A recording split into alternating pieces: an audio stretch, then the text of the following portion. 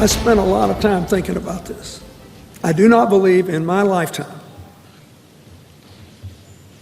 anybody has run for this job at a moment of great importance who was better qualified by knowledge, experience, and temperament to do what needs to be done now to restore prosperity, to deal with these human issues, to make us as safe as possible. Bill Clinton didn't waste any time firing a few early shots at Republican POTUS candidates today, noting he finds the various GOP contenders, quote unquote, kind of scary. In light of the attacks on President Clinton launched by a certain one of those candidates, we get the feeling the possible first husband ain't seen or heard anything yet. Let us begin there with the first political animal of 2016, guaranteed to bring a warm smile to your face and a feeling of mutual love in your heart, curing all political ills. Boy, I went a long way for that one. Lean left to start. Former aide to a pair of Democratic senators, now contributor at The Hill, Brent Budowsky. Lean next to the right. Former Deputy Assistant to Vice President Dick Cheney and CEO at Christie Strategies, Ron Christie. Gentlemen, thanks so much for joining us. Let's get 2016 off to a bang here right now.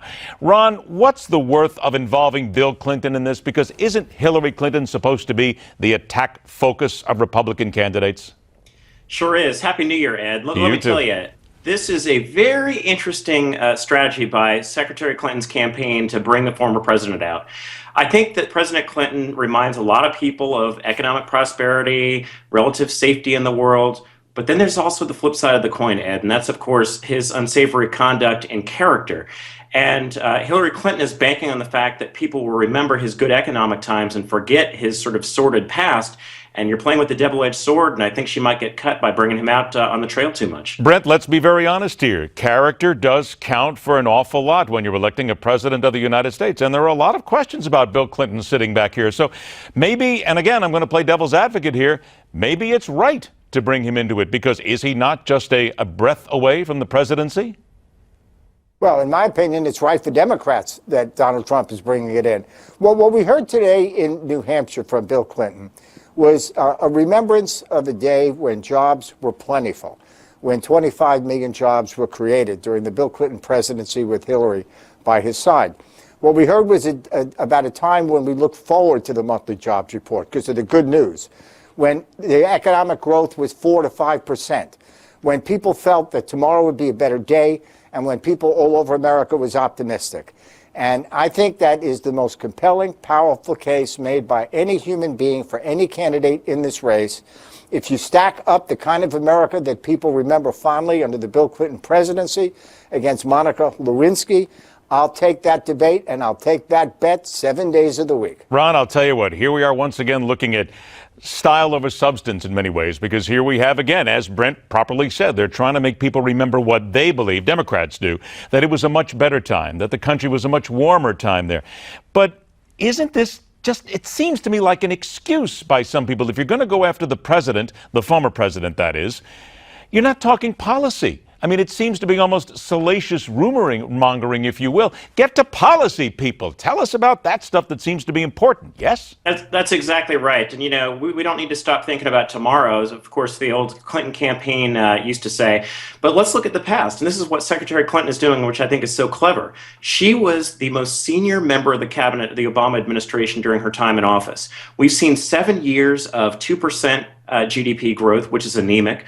We've seen 93 million people out of the workforce. We've seen, as her tenure as Secretary of State, a situation where Libya, which she pushed and pursued, unraveled and is now a home for jihadists. So, yes, I think that's what the Democrats are going to do. They're going to evoke the nice, happy days of a good economy and a strong America under Bill Clinton, but they're going to ignore not only her record or lack thereof in office, but, again, it's all about character, and his character is unsavory, and I think a lot of Americans don't want to relive the baggage and relitigate the fights of the 1990s. All right, Brent, let's come to you on this one, because here's something that happened late today. Donald Trump has a brand new campaign ad out. Television ad talks about it has footage of dozens of people swarming over a border fence and says he'll stop illegal immigration by building a wall on our southern border that Mexico will pay for.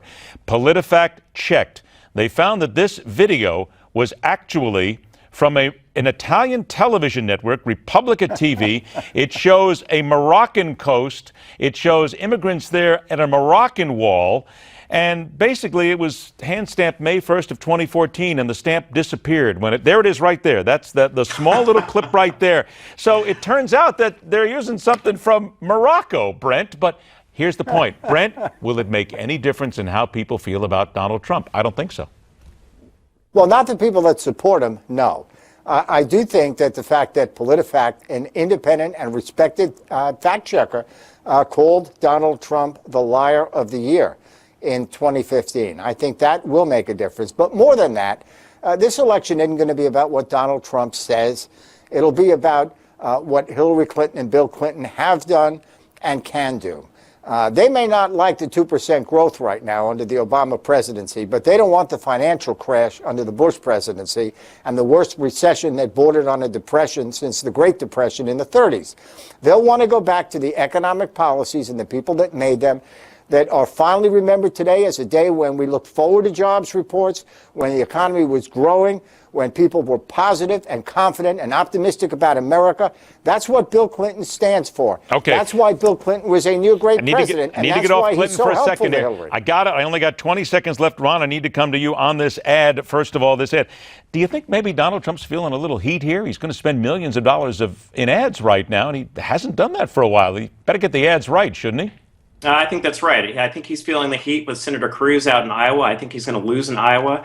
He's going to run in a very competitive race in New Hampshire. If he doesn't win in those early two states, he's always said, I'm a winner and I can win. If he's not the winner and he's not number one, I think his numbers could start to slide pretty quickly. There it is from Ron Christie. Trump is going to lose in Iowa. We got that one on tape. Brent Budowsky, Ron Christie. Happy New Year, gentlemen. It's a pleasure to see you again. We'll look forward to doing it again real soon.